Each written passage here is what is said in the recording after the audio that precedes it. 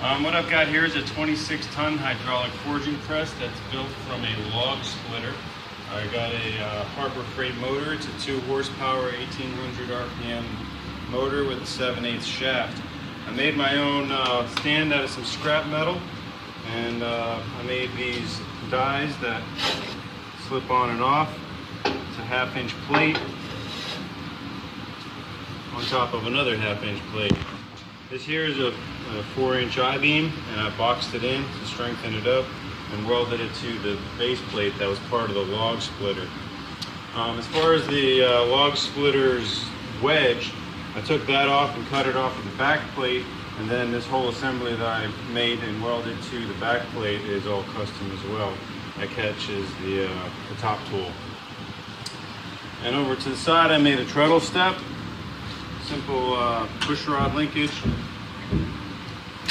that operates both neutral, reverse, and forward.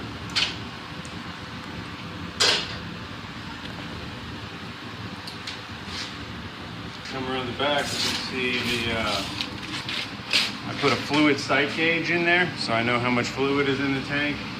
And other than that, this is pretty much stock, except for I cut the bracket off of the center and I welded it to the bottom. That way everything is vertical rather than perpendicular to the ram.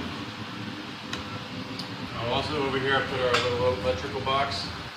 Little electrical box that I got from Lowe's. The motor cost me about 160 bucks. The box and the electrical wire was probably another 80 or 100 bucks. And then everything else. Oh, I picked up the log splitter for $100 as well from my neighbor. The motor was shot and it had been sitting out in his backyard for a long time. And the reason I went with one of these is because it has a lot less moving parts than a power hammer. And I intend to still get a power hammer, but at the moment I need to move some metal quickly, and this is the most cost-effective way to do it.